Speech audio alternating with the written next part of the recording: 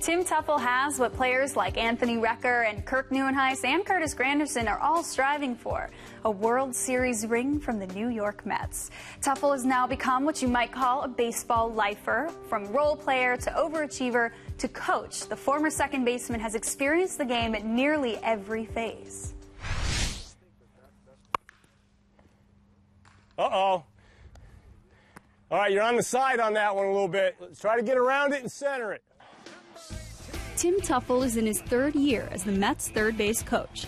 His journey through the various stages of Major League Baseball life began 3 decades ago in the Minnesota Twins farm system. The day that I was let known that I was going to the big leagues was one of the happiest days of my life. When I got to Minnesota, I'll never forget, I was in the hotel room. I turned to my wife. I brought my wife, of course. We were married in AAA. And I brought her there, and I turned to her, and I said, now the most difficult thing is to stay here. I knew just getting there was just part of it, but then you have to become a big leaguer. You don't want to be a flash in the pan. You got there, you spent a month or two, and then you figure out, well, the game's too hard. We're going to sell his contract to Japan or something like that. I wanted to be a big leaguer. After 3 seasons in Minnesota, Teufel was on his way to the Big Apple in 1986, where he would find himself in a role similar to some of the players he coaches today. When I got traded, the story behind that is, I knew I was getting traded to New York, I just didn't know which one. And once I found out it was the Mets, then I looked at their roster and see who was on it, and it was star-studded at that point. You had Gary Carter, Hernandez, and all that. And when I walked in there, I knew that my role was going to be to complement Wally Backman. He was already there as second baseman. He had a very difficult year against left-handed pitching. They wanted to bolster that. I'm a right-handed hitter, so I complemented that whole scenario for the Mets.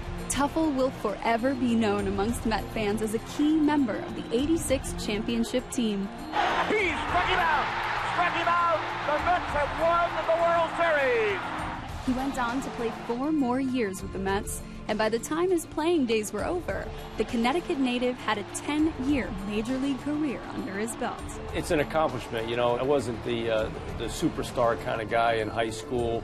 I wasn't the guy that I got any scholarships whatsoever out of high school.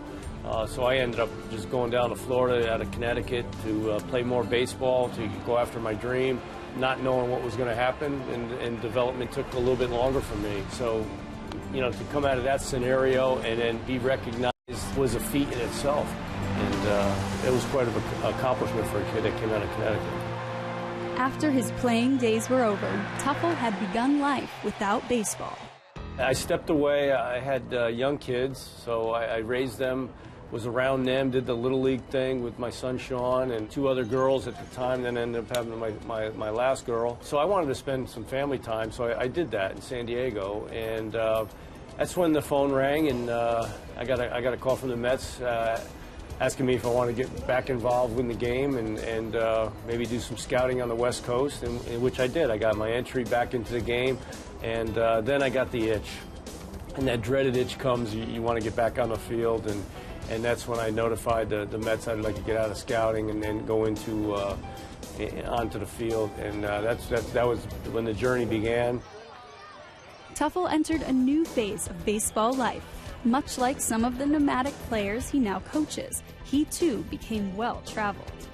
I did a year in Buffalo. I did a year in Savannah. I did 4 years in St. Lucie with the family being down there, and I lived there. And then 1 year in AA, 1 year in AAA. And then when TC got the job, I was in Venezuela with Ricky Bones. I was the manager down there, and we get the call saying both of us were going to be brought up here as on the big league coaching staff by Terry Collins. Yeah, that's all right. First and foremost, I want to be the best third base coach and best infield coach I could possibly be. And that's because TC is giving me the opportunity to be here. And we just want success. We want these guys to get better. We want them to be successful. And that way we're all successful. Oh, yeah. Oh, yeah. There's a lot of satisfaction of seeing guys succeed and get better and produce and help this club win. You never want to go out there and go 0 for 4. You never want to make the game losing error. You don't want to be the guy that causes your team to not be successful. They all want to be successful. They all want to be a winner. And as coaches, that's all you want from them.